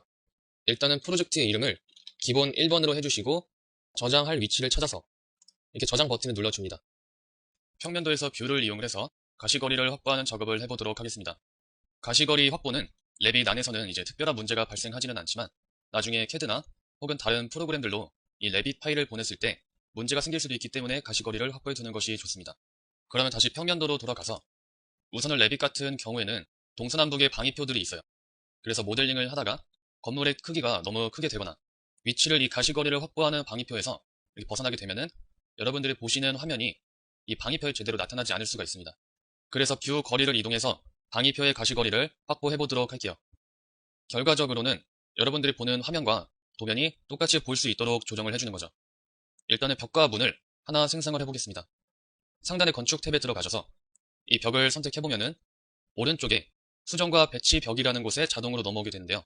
수정 탭은 여러 가지 도구들을 선택했을 때 그 도구의 상황에 따른 그런 탭이기 때문에 평소에는 나오지 않지만 방금 벽을 선택했기 때문에 벽을 세우기 위한 배치벽이라고 하는 리본 메뉴들을 가지고 수정 탭이 열리게 됩니다. 그러면 벽을 그리기 전에 그리기 패널에서 사각형을 선택을 해주세요. 그리고 정해지지 않은 임의의 지점에 이렇게 클릭을 해서 동측과 남측의 방위표는 이런 식으로 사각형 안쪽으로 들어오게 만들어줍니다. 이렇게 벽이 생성됐으면 ESC를 2번 눌러주세요. 그러면 마우스 아이콘과 화면이 원래대로 돌아오게 되죠. 이제 여기서 3D 뷰로 넘어가 주세요. 그러면 이런 형태로 벽이 만들어진 걸 확인을 하실 수가 있겠습니다. 여기서 창문도 하나 만들어 볼게요. 리본 메뉴에 보시면은 왼쪽에 창이라고 하나 있는데 이걸 선택을 해줍니다. 도면 화면에 마우스를 내려보시면은 창문의 형태 같은 게 마우스에 걸리는데 지금 크기가 좀 작죠. 크기는 지금 상관없으니까 그대로 두겠고 위치도 상관이 없으니까 임의의 지점에 클릭해 주셔서 이런 식으로 창문을 총 2개를 만들어 주세요. 다 되셨으면은 ESC 2번. 그러면 평면도로 돌아와서 창문이 왼쪽 벽에 2개가 들어가 있는 상태가 됐습니다.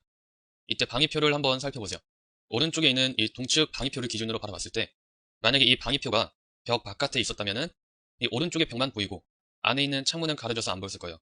그런데 지금은 안쪽에 위치하고 있으니까 이쪽에서 이렇게 바라봤을 때는 여기에 있는 내부의 벽과 창문들이 보여지겠죠. 그러면 인면도를 통해서 실제 확인을 한번 해보도록 하겠습니다. 동측면도 더블 클릭해 주시고 하시면 생각했던 대로 이렇게 내부 쪽이 다 보이게 되고요. 서측면도도 클릭 한번 해볼까요? 서쪽에는 방위표가 아까 벽의 바깥에 있었으니까 이렇게 벽의 외부 쪽을 바라보게 됩니다. 이렇게 방위표에 따라서 또 가시거리에 따라서 보이는 화면이 다르다는 것을 알아두시면 되겠고요. 그리고 방위표의 가시거리도 실선을 선택을 해서 가시거리의 이동과 점선의 화살표를 선택을 해서 가시거리의 수정을 이런 식으로 할 수가 있겠습니다. 그러면 다시 3D 뷰로 넘어가서 이번에는 이 건물의 안쪽을 보고 싶을 때 어떻게 확인을 하면 되는지 다면을 보는 방법을 알아보도록 할게요. 우선은 화면 밑에 비주얼 스타일이라고 있습니다. 이거를 클릭해서 음영 처리로 벽들의 전체적인 색상을 넣어줍니다. 그 다음에 평면도의 2층 평면도를 이렇게 더블 클릭을 해서 바닥을 하나 만들어 주도록 할 건데 건축 탭에 빌드 패널을 보시면 이쪽에 바닥이 위치하고 있습니다. 그럼 클릭을 하셔서 이것도 그리는 방법은 벽하고 동일해요. 오른쪽에 그리기에서 이 사각형을 클릭을 해주신 다음 이렇게 벽의 크기에 맞춰서 간단하게 그려주세요. 그러면 리본 메뉴 쪽에 이렇게 체크박스로 된 아이콘이 하나 나오게 되는데 편집 모드 완료라고 해서 클릭을 해보시면 이렇게 바닥면을 생성했다라는 걸 이런 식으로 표시를 해주는 겁니다. 3D 뷰로 가보시면 우리가 방금 2층 평면도에서 바닥 작업을 했기 때문에 이렇게 2층으로 구성이 나뉘어졌죠. 그럼 다시 1층 평면도로 돌아가서 1층에도 바닥을 만들어 주도록 하겠습니다. 방금 전과 똑같은 방법으로 건축에서 바닥 선택해 주시고 사각형 그 다음에 이렇게 이어주세요. 그 다음 위에 편집 모드 완료를 눌러서 마무리 해주시고요. 3D 뷰로 가서 이제 확인을 해보면 이렇게 1층 바닥과 2층 바닥이 생성된 걸 보실 수가 있겠습니다. 그러면 1층 내부의 모습은 지금 화면을 회전해서 보게 되면은 사방이 꽉 막혀서 1층 내부의 모습이 안 보이게 되는데 이 부분을 한번 들여다볼 수 있게 알아보도록 하겠습니다. 먼저 도면 영역의 빈 곳에 오른쪽 마우스를 클릭해서 맨 밑에 있는 특성을 열어주도록 합니다. 그러면 3D 뷰로 보고 있는 이 모델의 특성들이 나오게 되는데 밑에 보시면은 단면 상자라고 하는 게 있습니다. 다시 지금 1층의 바닥이 선택됐기 때문에 다시 특성에 들어가서 밑으로 쭉 내려보시면은 여기 단면 상자가 있죠. 이거를 체크해 주시고 밑에 적용을 눌러줍니다. 눌러주시면은 우리가 만들었던 이 모델 주변에 모서리만 보이는 투명한 형태의 박스 모양이 만들어진 걸 보실 수가 있어요. 그래서 이 부분을 클릭을 해보시면 화살표들이 각 한쪽 면마다 나오게 되는데요. 이 화살표를 핸들이라고 합니다. 그래서 이 핸들을 하나 잡아서 안쪽으로 이동을 시켜보면은 이동을 한 위치만큼 단면으로 벽이 잘리게 됩니다. 그리고 다시 늘려놓으면은 원래 상태로 되돌아오게 돼요. 바닥과 천장 쪽도 마찬가지로 이런 식으로 조절을 해서 내부를 볼 수가 있습니다. 위에 걸 내려보면은 이렇게 1층 내부의 전체를 볼 수 있게 되는 거죠. 그리고 단면 상자에 다시 원래대로 해놓고 이쯤에 보시면은 단면 상자에 회전 아이콘이 있는데 이제 이거를 클릭을 해서 이렇게 드래그를 해보시면은 회전을 한 각도만큼 영역을 벗어난 곳은 이렇게 건물이 잘려지게 됩니다. 그래서 확인하고 싶은 건물의 내부와 단면을 이런 식으로 얼마든지 확인을 하실 수가 있겠습니다. 다시 되돌아가 주시고요. 이제 단면 상자로 가셔서 체크 해제 해주시고 적용을 눌러주세요. 그 다음에 이 프로젝트를 다른 이름으로 저장을 좀 해주도록 하겠습니다. 왼쪽 상단에 R 버튼 누르시고 중간쯤에 다른 이름으로 저장에 가셔서 기본적인 프로젝트 파일로 선택하시고 기본 2번으로 지정을 해주도록 할게요. 그럼 저장이 완료가 되셨으면은 벽을 세워보는 작업을 해보도록 하겠습니다. 그런데 이번에는 사각형이 아닌 선을 이용을 해서 벽을 만들어 주도록 할게요. 먼저 새 프로젝트를 하나 열어줄 텐데 다시 R 버튼에 가시면 맨 위에 새로 만들기가 있죠. 이걸 선택을 해서 맨 위에 있는 프로젝트를 선택을 해줍니다. 이번에도 건축 템플릿으로 설정해 주시고 확인을 눌러주세요. 그러면은 새 화면이 하나 생성이 되겠는데 1층 평면도로 보고 클릭해서 이제 위에 벽을 선택을 해줄 건데 벽의 밑에 있는 이 화살표를 클릭을 해서 벽의 건축을 클릭을 해줍니다. 벽을 그리는 방식은 우리가 선으로 할 거기 때문에 이쪽엔 그냥 두시면 되겠고요. 먼저 임의의 지점에 찍어서 90도로 이렇게 선을 이어서 사각형 모양의 벽을 만들어줍니다. 먼저 한번 내리시고 오른쪽 90도 맞춰서 클릭, 위쪽에 점선과 마주치는 이 지점에 클릭, 그 다음에 마무리로 이런 식으로 이어주세요. 그런데 지금처럼 선으로 벽을 만들 때 만드는 방향을 시계 방향으로 만드는 것과 반대 방향으로 만드는 것에는 차이가 있습니다. 지금은 시계 반대 방향으로 만들어 봤는데 다시 전체 선택을 해서 딜레트 해주시고 이번에는 시계 방향과 반대 방향 두 개를 같이 만들어 보도록 하겠습니다. 다시 벽에 건축 클릭해 주시고요. 수치를 입력해서 원하는 정확한 크기로 만들어 줄 수가 있어요. 일단 임의의 지점 클릭하시고 밑으로 내려서 키보드에 8000을 입력해 줍니다. 그 다음에 엔터. 그러면 이번에 오른쪽으로 방향을 지정하시고 각도도 90도로 맞춰줍니다. 그 다음에 마찬가지 8000 엔터. 다시 위로 8000. 이제 마지막은 처음에 벽을 시작했던 곳에 이렇게 마우스를 가져다 대시면은 이런 스냅이 찍히잖아요. 그대로 클릭을 해줍니다. ESC 눌러주시고 그러면 한 변의 길이가 8000이 되는 이런 정사각형이 완성이 되겠는데 이번에도 시계 반대 방향으로 돌았죠. 그 옆에다가 이번엔 시계 방향으로 돌려서 똑같은 크기로 만들어 볼게요. 왼쪽 사각형과 위치를 맞추려면은 이렇게 마우스를 가져다 대서 움직여 보시면은 이런 점선이 나옵니다.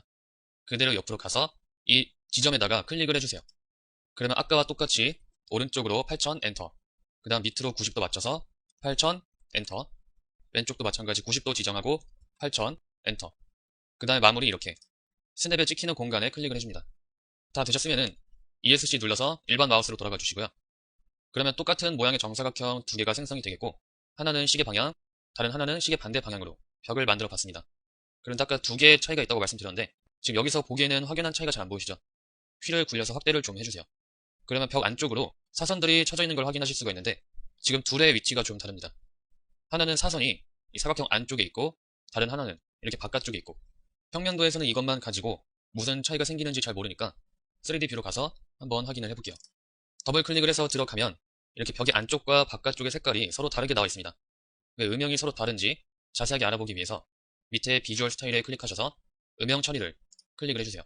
그러면 좀 더 확실히 달라진 것을 보실 수가 있는데 원래 경우에는 이렇게 진한 색이 들어간 부분이 오른쪽에 있는 이 벽처럼 바깥쪽으로 나와야 하고 회색인 부분은 이렇게 벽 안쪽으로 들어가야 합니다. 이게 벽의 방향을 다르게 그려서 이렇게 된 건데 왼쪽엔 시계 반대 방향으로 그려준 거잖아요. 이걸 수정을 통해서 오른쪽과 똑같이 원래 방향으로 만들어 주도록 하겠습니다. 그럼 1층 평면도에 들어가셔서 이제 왼쪽 사각형의 확대를 좀 해줄게요. 그래서 벽 하나를 클릭하시면 오른쪽에 화살표 모양이 작게 표시가 됩니다. 그래서 이걸 클릭하게 되면 오른쪽 벽과 똑같이 안과 밖이 뒤집어지게 되죠. 그래서 이 아이콘 모양 그대로 벽을 뒤집어 주겠다는 의미가 되는 거고요. 3D 뷰에 가서 확인을 해볼까요? 더블 클릭해서 들어가 보시면은 방금 뒤집어준 벽만 이렇게 내부와 외부가 바뀌게 됐습니다. 다른 쪽들은 다 그대로 위치해 있고요. 이쪽도 마찬가지. 그러면 나머지 벽들도 뒤집어줘야 하니까 다시 1층 평면도에 가셔서 마찬가지 나머지 부분들도 이런 식으로 화살표를 클릭을 해서 안쪽과 바깥쪽을 반대 방향으로 이렇게 돌려줍니다. 이렇게 다 해주셨으면은 최종적인 확인을 위해서 다시 3D 뷰에 가서 이 벽들을 확인을 해주세요. 그러면 벽들이 이제 제대로 된 방향으로 자리를 잡게 되겠고요. 뒤쪽도 잘 됐죠? 그럼 이걸 사각형으로 한번 그려볼게요. 다시 벽을 클릭하시고 사각형 임의의 지점에 찍어서 이렇게 하나 그려주도록 합니다. 반대쪽도 이런 식으로.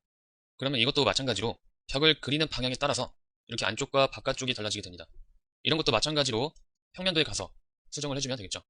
지금 바깥으로 나온 게 이거였죠. 이거, 그 다음에 이거. 오른쪽과 위쪽 클릭해주시고 다시 3D 뷰로 가주세요. 그럼 여기까지 완료가 다 되셨으면은 저장을 한번 해주도록 하겠습니다. 다시 가셔서 저장, 기본 3번 이렇게 해주시면 되겠고요. 저장을 눌러주세요. 이번에 버전은 2017입니다. 드림위버의 일반 기본 배경 컬러도 다시 처음처럼 변경을 할 수가 있습니다. 지금 보시는 것처럼 에디트에 이 부분 단축키는 컨트롤 U를 하면 이 화면이 뜹니다. 가장 먼저 폰트 들어가서 폰트에 대한 세팅 내용을 한국어든 원하는 내용이든 변경을 할 수가 있죠. 그리고 거기에 사이즈라든가 이런 부분을 설정할 수가 있겠고, 지금 보시는 건 인터페이스입니다. 처음에 설치하실 때 인터페이스를 어떤 색상으로 할 건지 정했을 겁니다. 검정색이든 이색이든. 저는 이 색으로 해서 진행을 하도록 하죠. 나머지 이하 옵션에 대한 부분은 강의를 하면서 어차피 만질 수밖에 없는 그런 사항입니다. 그래서 우측 하단에 완료를 해주시고 닫는 거를 해주신 다음에 일단은 사이트를 정의를 해야 됩니다. 가장 쉽게 여러분이 지금 작성하는 곳은 여러분의 PC, 즉 로컬이라고 하는 겁니다.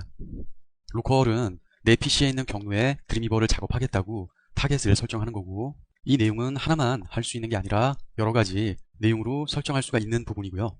해당 사항은 사이트에 뉴 사이트라고 해서 들어가면 여기 현재 내용과 호스팅 받으시는 세팅하는 사항이 있습니다. 이 부분을 저랑 이제 같이 할 건데, 저는 미리 보신 것처럼 D드라이브에 드림위버 CC 2017이라고 만들어 놨습니다. 그래서 여러 가지 사이트 루트를 정했다라고 하면 고르는 부분은 이렇게 스크롤을 해서 고르면 되는데, 지금은 하나만 있는 상태이고요. 수정하는 방법은 이 부분 클릭하시면 사이트라는 부분의 내용을 이름과 해당 파일들이 있을 경로를 정의할 수가 있게 되는 거죠. 여러분 아무것도 없다는 가정하에 사이트에 뉴 사이트를 들어가겠습니다. 여기 아까 저처럼 해당하는 이름, 이건 이름일 뿐이에요. 직접 작업할 폴더, 디렉토리. 알고 계실 것은 웹 호스팅에 올라갔을 때 동기화를 지켜서 같이 하려면 한글은 안 됩니다. 웹사이트 경로상 문제가 생길 수도 있어요. 그래서 반드시 영문으로 해주시기 바라겠고, 세이브 저장해서 하면은 막 시간이 걸리면서 완료가 되면 이렇게 만들어집니다. 여기에다가 뭐 웹문서를 새로 만든다든가 어떤 이미지나 그런 파일들을 폴더에 또 폴더를 만들어서 정의할 수가 있게 되는 거죠. 그러면 새로운 문서를 만들어서 여기다가 저장을 해 보도록 하겠습니다. 단축키는 컨트롤 N이고요. 메뉴에서는 파일에서 U라고 하면 컨트롤 N이라고 나오는데, 새로운 문서를 만드는데 어떤 형식의 내용을 만들어 줄 거냐 이런 거죠. HTML 문서로 만들어 주는데 타이틀, 도큐멘트 타이틀이겠고, 타입 보면은 쭉 내용이 있는데 이 부분은 반드시 HTML5로 하셔야 돼요. 이 부분 따로 CSS 연동할 파일이 없으면 내비로 두시면 되고, 크리에이트 새롭게 만들어 주시면 이렇게 내용이 만들어지는데, 문서가 만들어졌다고 다 된 게 아니라 저장을 해야 되겠죠. 어디다 저장하냐면 우리가 정의한 이 디렉토리에 저장을 해야 될 것입니다. 단축키는 컨트롤 S고, 파일에서 세이브 또는 저장돼 있던 거라고 하면 세이브 어지 해가지고 저장을 해주면 됩니다. 저장을 누르면 이렇게 내용이 나오고, 자동으로 이렇게 확장자가 HTML이라고 나오죠. 현재 우리는 처음이니까 일반적인 동적인 페이지 PHP나 ASP는 필요가 없기 때문에 HTML 또는 HTTM 다 동일하는 겁니다. 원하는 내용으로 확장자를 저장하고 여기다가는 파일 이름을 정의를 해주죠. 저는 인덱스라고 저장을 하겠습니다. 저장을 누르면 완료가 됐고, 현재 얘는 경로가 나오죠. 여기 오른쪽에 나오는 이 사항은 한마디로 어떤 내용으로 볼 거냐, 실습할 때 브라우저를 직접 사용자들이 보는 내용으로 봐야 되니까 일반 PC에서 선택할 수 있는 내용들이겠고, 모바일로 볼 수 있는 사항들이겠습니다. 기본적으로 크롬이라고 선택을 해주면 이렇게 내용이 나오는 것을 볼 수가 있죠. 보시면 index.html 해가지고 프리뷰로 해서 내용이 나오죠. 이렇게 볼 수 있는 방법이 있다라는 가이드 안내였고, 다시 가이드 안내를 보시고 싶다라고 했을 때는 우측 하단에 이 부분을 클릭하면은 자동으로 내용이 나옵니다. 그리고 작업을 하다가 실제 이 웹문서가 어디에 어떻게 이름을 나오는지 확인해 보시려면 제가 참고로 타이틀을 이렇게 수정을 했습니다. 저장을 하고 보고 싶다라고 했을 때 아까 F12가 크롬을 여는 단축키라고 내용이 나오죠. F12라고 하면은 막 실행이 되면서 해당 내용이 열람이 되는데, 어떤 내용을 볼 수 있냐면 좌측에 IT 전문교육 알지오 평생교육원이라고 타이틀이 나오는 걸 확인할 수가 있습니다. 그것은 현재 이 문서가 만들어졌다는 거고요. 실제 해당 폴더를 들어가도 index.html 파일이 저장되어 있는 것을 확인할 수 있고, 경로는 D드라이브의 드림위버 CC 2017 만들었던 디렉토리 안에 이 문서가 있다는 사항을 볼 수가 있게 되죠. 여러분 취향에 맞춰서 하실 수가 있는데, 일일이 코딩하는 거를 직접 편집기로 보고 싶다, 출판하는 걸 보고 싶다라고 했을 때는 디벨로퍼가 아니라 스탠다드로 해놓으면은 이 자체를 스크립트랑 같이 볼 수가 있고, 그리고 직접 완료된 화면을 볼 수가 있게 됩니다. 예를 들어서 코드 이 자체고, 코드와 같이 내용이 만들어지는 겁니다. 현재는 본문에 아무 내용이 만들어져 있지 않기 때문에 아무것도 없이 나오는 거고, 실제 바디와 바디 사이에 내용을 넣어야 되겠죠. 여기 내용을 넣으면은 이곳에 내용이 출력이 되고, 또 이곳에 내용을 넣어도 이곳에 내용이 출력이 되게 됩니다. 그리고 현재는 하드 코딩을 할 때 볼 수 있는 거예요. 여기는 편집이 안 돼요. 보시는 것처럼 클릭해도 커서가 깜빡거리지 않죠. 여기 내용을 넣었을 때 출력이 되는 겁니다. 보시는 것처럼 드림이버라고 입력을 하면 이곳에 내용이 만들어지는 걸 확인할 수 있겠고, 2017이라고 내용을 넣으면은 실시간으로 여기는 출력이 되는데 여기서 편집은 할 수가 없어요. 만약에 두 군데서 다 편집을 하고 싶거나 여기서 편집을 하고 싶다라고 했을 때는 라이브가 아니라 디자인이라고 해주면은 커서가 깜빡거리면서 여기도 내용을 넣을 수가 있게 되는 거죠. 그래서 저는 여기다 엔터를 치고, 엔터를 치면 현재 P택으로 엘리먼트가 변경되는 것을 확인할 수가 있죠. 둘 다 편집이 가능합니다. 여기에서 막 이렇게 입력을 하면 저장을 했을 때 요게 이렇게 입력이 되고, 얘를 지워도 저장을 하면은 이곳의 내용이 클리어가 되는 사항입니다. 그리고 실제 내용을 F11을 눌러서 보면은 웹 문서가 이렇게 만들어졌는데, 이 내용은 경로가 현재 여러분 로컬이 서버화가 되어 있는 거고 포트 번호예요. 그리고 드림이버에서 이제 프리뷰로에서 앱이라고 해서 내용이 만들어지는데, 이 부분은 이렇게만 하면은 여러분 컴에서만 보이는 거고요. 다른 데서는 보일 수가 없게 됩니다. 그래서 다른 데서, 즉 웹 호스팅을 받아서 전 세계인들한테 보이게 하려면은 아까 우리가 사이트 정의를 했을 때 로컬에 사이트를 추가적으로 정의를 해줘야 됩니다. 그러려면은 웹 호스팅이 필요하고 도메인이 필요한 거죠. 그래서 아까 로컬은 바로 여러분 PC입니다. 직접 호스트가 아닌 전 세계인들이 찾아올 수 있는 주소를 만들어줘야 돼요. 그래서 저는 이렇게 내용을 만들었습니다. 전 세계인들이 HTTP 해가지고 찾아올 수 있는 인터넷 도메인 주소입니다. 이 부분을 찾아올 때 이 내용이 저장된 위치가 있어야 되잖아요. 그게 호스트인데, 뭐 흔히 웹 서버다, 뭐 웹 호스팅이다 이렇게 얘기를 하는데, 직접 여러분들이 웹 호스팅을 받으시면 웹 호스팅 받는데 이름이 있을 거 아니에요. 이 내용을 웹 호스팅에다 붙여주는 거예요. 그래서 우리는 그 실습을 직접 드림이버로 하겠습니다. 그래서 저는 기본적으로 여기다가 RGO 평생교육원 이렇게 해서 웹 문서를 만들 거고, 저장한 다음에 사람들이 보기 전에 이게 올바르게 저장됐나 확인해 보기 위해서는 아까 F11 보면은 이 문서가 현재 내 주소에만 나오지 않고 아까 우리가 봤던 도메인을 통해서 작업을 하는 겁니다. 그 부분을 하려면 아까 이 패널이 왼쪽에 있었죠. 이 내용을 웹 호스팅화 시키는 겁니다. 클릭했을 때 사이트, 즉 여러분의 로컬이고, 이 부분 해서 더하기를 보면은 딱 보면 FTP에 대한 세팅과 동일하다고 생각하실 겁니다. 서버의 이름은 어디에 노출되거나 그런 게 아니라 나만 알 수 있는 그런 사항이에요. 그래서 서버의 이름을 복잡하게 하면 헷갈리니까 현재 로컬에 있는 이 이름 그대로 써주는 겁니다. 좀 긴감이 있지만 이렇게 내용을 해주고, 현재는 FTP고 포트는 무조건 21번입니다. 그리고 FTP의 주소, 즉 아까 설명해 드렸던 인터넷 주소 있죠, 도메인. 여러분 웹 호스팅을 받으실 거니까 웹 호스팅을 받으면 임시 아이디로라고 해도 이런 도메인이 생성이 됩니다. 아니면 직접 도메인을 만드시면 되겠고, 여기에 아무나 접속하면 안 되잖아요. 우리가 원하는 경우에만 접속해야 되니까 웹 호스팅을 받으시면은 웹 호스팅에 대한 FTP 접속 아이디와 비밀번호를 정하게 됩니다. 그 내용을 여기다 입력을 하는데, FTP 어드레스가 입력이 되면 동시에 이렇게 URL 자체가 만들어지는 거예요. 그래서 저는 FTP 아이디와 비밀번호를 넣고 저장을 하고 나서 보여드리겠습니다. 지금 현재 제가 가려놨는데 유저 아이디와 비밀번호를 넣고 나서 이곳에 테스트를 먼저 하는 거죠. FTP가 접속이 되는지. OK라고 떨어지면 성공한 겁니다. 지금처럼. 이렇게 사이트를 저장을 하고 나면 때에 따라서는 잘못 입력이 있을 수도 있고 수정해야 될 사항이 있습니다. 그럴 때는 일단 이 부분은 로컬이에요. 여러분의 PC, 지금 현재 강의하고 있는 컴에 대한 폴더 클릭해보면은 인포라는 것과 두 개의 파일이 올라가 있어요. 그러면 우리가 정한 웹 호스팅 내용에 접속을 해봐야 되겠죠. 이제 리모트 서버가 들어가는 겁니다. 그러면 이렇게 진행사항이 나오고, 현재 이 부분은 루트라고 합니다. 최상위 요소라고 하죠. 그리고 거기에 폴더들이 있는데, 이 내용들은 현재 강의에 있는 내용이 아니라 웹 호스팅에 있는 그런 사항입니다. 그 웹 호스팅을 보려면 도메인을 연결이 되어 있을 테니까 접속해보면 해당 사항이 열리죠.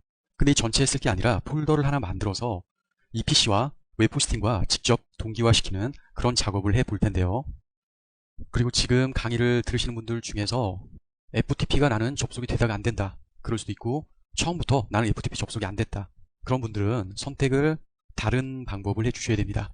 뭐냐면 FTP로 접속해서 안 된다면은 주로 웹 호스팅에서 제일 많이 사용하는 SFTP로 설정을 해주셔가지고 패시브 모드라든가 일반 내용으로 해서 접속을 하시면 되는데, 그것은 포트 번호가 22번인 경우 또는 호스팅 회사에 물어보세요. 다른지. 그래서 결론적으로는 접속이 안 된다면 SFTP 또는 FTP, SFTP 중에서도 이렇게 해서 접속이 되면 되는데 그렇지 않다면 이 부분으로 설정을 하면 되겠고요. 저는 그래서 수정을 하는 김에 네임을 드림이버로 맞췄습니다. 두 가지 다 로컬과 리모트에 대해서 맞춰놨죠. 그래서 폴더를 만들기 전에 현재 이거는 로컬이고 이거는 리모트고 이걸로 선택하는 거는 아시게 될 테고 이제 내려보면은 해당 폴더들이 만들어져 있죠. 그래서 리모트와 로컬이 잘 안 맞춰진다면 아까 리모트에서 FTP로 다시 해보시고 SFTP로 다시 해보시고 그런 설정을 통해서 해줘야 될 것입니다. 우리가 원하는 루트를 따로 폴더를 만들어주는 방법 그리고 폴더로 접속해주는 방법을 한번 알아보도록 하겠습니다. 현재 접속이 되어 있는 상태에서 오른쪽 마우스 클릭하면은 뉴 폴더라고 나옵니다. 뉴 폴더라고 클릭하면은 깜빡거리면서 폴더 이름을 입력하라고 할 거예요. 오른쪽 클릭을 해서 루트에다 만들어줘야 되겠죠. 폴더라고 해서 해주면은 여기 내용이 막 만들어집니다. 그래서 원하는 내용을 입력하시면 해당 폴더가 되고 그 폴더 이름을 dr이라고 만들어주시고 끊었다가 다시 뭐 접속해도 상관은 없고요. 아예 이 폴더를 루트로 만들어버리는 겁니다. 그러니까 드림이버가 접속하는 거를 통째 접속하면 위험하니까 현재 우리가 만들고 있는 폴더에서만 놀 수 있게 만드는 겁니다. 그럴 때는 사이트 관리에서 dr이라고 루트를 변경을 해주셔야 돼요. 간단하죠 뭐. 사이트에서 이 내용 더블 클릭 들어가면 이렇게 내용 나오고 여기 더블 클릭 들어가면 된다는 거 아실 겁니다. 어디다 만들어주는 거냐면 여기에다가 폴더 이름을 만들어줘야 돼요. dr이라고 하면은 앞으로 접속할 때나 동기화를 시키거나 업로드나 다운로드 갱신 파일을 할 때는 무조건 이 폴더에서만 합니다. 그래서 저장을 해주고 이렇게 빠져나오는 거죠. 그러면 루트가 바뀌었기 때문에 얘는 못 찾아간 거예요. 그래서 다시 클릭을 해주시면은 진행사항이 나타나면서 이렇게 더블 클릭을 아무리 해도 상위로 올라가지 않습니다. www가 아까 보셨다시피 루트였는데 현재는 사이트 설정에서 루트를 dr 폴더 우리가 만들었던 그런 내용으로 정의를 했죠. 지금 보시는 것처럼 에디트 플러스로 제가 세팅을 해봤는데 계정이 이렇게 돼 있고 우리가 지금 하는 내용이죠. 계정에 dr이라는 폴더가 여기에 만들어져 있습니다. 해당 폴더 들어가면은 현재는 작업 중이니까 아무 내용도 나오지 않지만 드림이버의 원격 디렉토리 리모트가 이렇게 되어 있고 이 리모트에 대한 주소는 이 내용입니다. 그래서 여기에 파일들을 넣어서 보여지게 되는 사항이 되는 거죠. 그래서 지금은 도메인에 연결된 이 부분과 경로라는 것은 이 도메인의 dr이라는 경로라고 하는 겁니다. 경로라고 하는 것은 이건 현재 도메인이고 도메인에 여러 가지 폴더나 파일들이 있겠죠. 그 중에서 우리가 현재 작업하고 있는 dr 폴더를 경로라고 합니다. 그래서 이렇게 접속하면은 해당 내용이 나오게 되는 거죠. 그냥 이렇게 접속하면 어차피 인덱스니까 그 자체가 나올 테고 이렇게 해서 인덱스라는 말을 안 넣어도 자동으로 연결이 되는 겁니다. 아니면 다른 파일명을 넣어서 접속해서 보여주게 될 수도 있겠고요. 현재는 dr 폴더가 만들어졌지만 내용이 없는 거예요. 이 안에. 현재 우리가 작업하고 있는 것은 이 내용인데 서버와 동기화가 되면 해당 파일이 이리로 올라가서 내용이 보여지게 될 것입니다. 보여지게 되는 부분은 너무 간단합니다. 현재 이 내용이 전 세계인이 볼 수 있는 도메인 디렉토리 경로로 해서 보여주겠습니다. 그러려면은 현재 리모트의 내용이 있지 않잖아요. 로컬의 내용이 있죠. 이 로컬 통째로 업로드를 시키는 겁니다. 이 부분. 클릭하면은 오케이 덮어 써지게 되는 겁니다. 이거 조심하셔야 돼요. 만약에 인덱스를 바로 덮어 써버리면은 잘못 덮어줬을 때 돌이킬 수 없는 상황이 일어나니까 한 번쯤은 다시 생각을 해보셔야 돼요. 현재 업로드를 한 상태고 제대로 됐나 보려면 리모트 서버 들어가서 화살표 클릭하면 이 두 개 파일이 업로드가 됐습니다. 웹문서를 확인해 보면 이렇게 내용이 만들어진 거죠. 호스팅에 대해서 잘 모르시는 경우라면 여기 index.html이 있어야 되는 거 아니냐라고 생각하실 수 있는데 원래 호스팅 파일의 기본 내용은 우선순위를 서버에서 세팅할 수 있는데 별도로 세팅하지 않았다면 HTML이 우선이고 그 다음이 HTML 그 다음이 이 내용입니다. 이 두 내용은 같습니다. 우선순위가 가장 먼저 읽히는 것은 HTML 파일입니다. 인덱스라는 것은 규약이에요. 가장 처음에 있는 파일로 파일명이 나타나질 않습니다. 예를 들어서 파일명이 나타나게 하려면 다른 파일로 저장을 해줘야 되겠죠. 그래서 이거 지금 제가 이전에 알려드렸는데 컨트롤 N 또는 파일에서 새로운 메뉴를 만들면 돼요. 이 타이틀을 입력하면 브라우저의 타이틀이라는 것은 좀 아까 설명을 해드렸죠. 이 브라우저의 타이틀이에요. 그래서 이 부분을 세팅해 보겠습니다. 이렇게 정의를 해주고 더큐타입은 무조건 HTML 5문서로 만들어야 된다고 설명을 해드렸고 크리에이트 새롭게 내용을 만들어주는 거예요. 그럼 이제 파일명을 저장을 해줘야 되겠죠. 그냥 저장하면 그러니까 이것은 2번 파일이잖아요.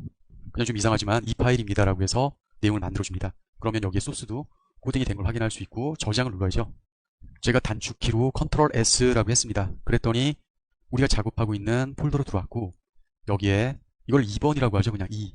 저장하기 앞서서 노티스라고 내용이 나오는데 이것은 우리가 만든 건 아니고요. 드림이버로 해서 실시간 서버랑 전송되는 그런 사항이 생길 때 이런 내용이 생성이 됩니다. 해당 내용을 저장하도록 하죠.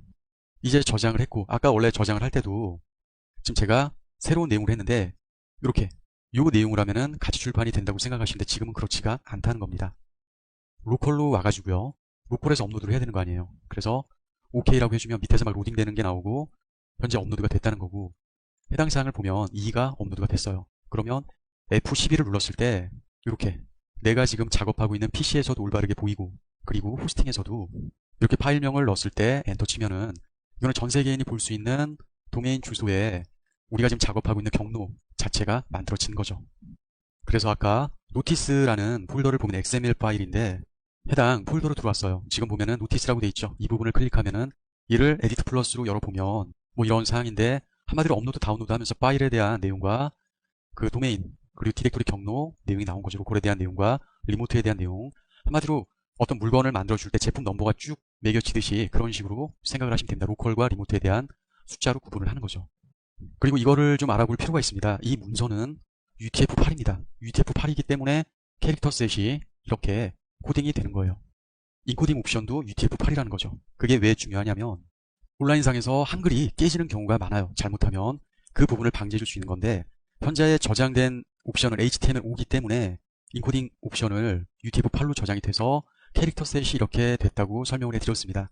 예를 들어서 변경을 한번 해보겠습니다. 실수로 이렇게 EUCKR로 저장을 했다 그랬을 때 드림위버는 지가 알아서 안시 모드로 변경이 됩니다.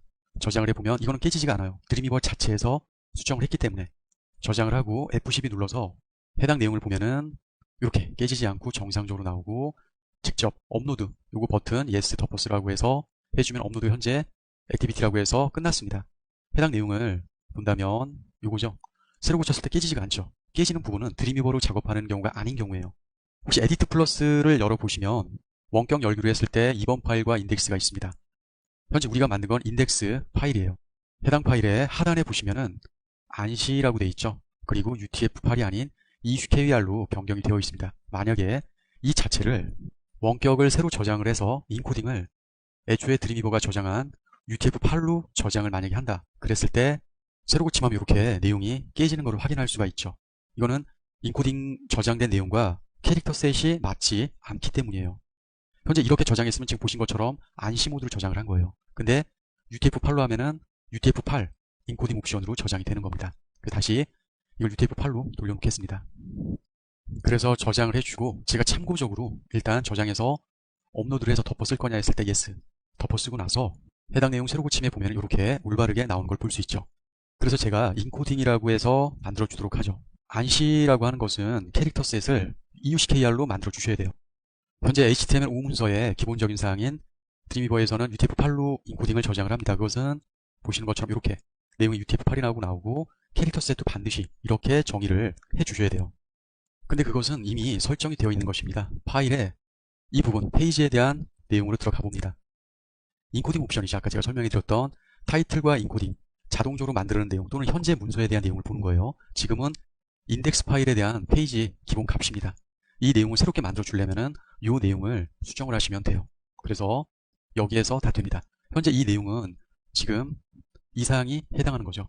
그리고 현재 DTD, 즉 HTML5 문서라는 이야기고요. 유니코드, 인코딩 옵션, 현재 문서 속성이 UTF-8이면 캐릭터 셋도 자연 UTF-8이라는 겁니다.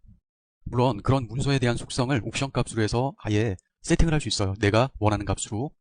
그럴 때는 에디트에서 이 부분 세팅된 값을 들어가시면 더큐멘트 타입이라고 있을 겁니다. 쭉 보니까 new 더큐 타입이라고 해서 더큐멘트 타입이 나오고 이렇게 내용이 나오죠. DTD 선언을 무엇으로 할 것이냐, HTML5로 할 것이냐, 무엇으로 할 것이냐, 그리고 이 부분 이런 자체를 여러분이 뭐 인코딩 옵션과 DTD, 즉 뭐 XML을 사용하셔서 AJAX를 운영해야 된다든가 그런 사항이 필요할 때 나는 반드시 HTML4로 해야 된다. 그럴 때는 이 부분만 설정 변경을 해주시면 되고, 새로운 문서를 만들 때마다 무조건 HTML 방식이냐 아니면 뭐 ASP 방식이냐 그럴 때는 하시면은 현재 커서 깜빡거린 거는 저장할 때 저장되는 파일명이 나오는 거고 확장자입니다. 그래서 그런 옵션은 하다 보면은 자동으로 사용을 항상 하게 되고, 이거는 완전히 기본이고요. CSS라든가 이런 내용들을 다음 시간에 좀 진행해 보도록 하겠습니다.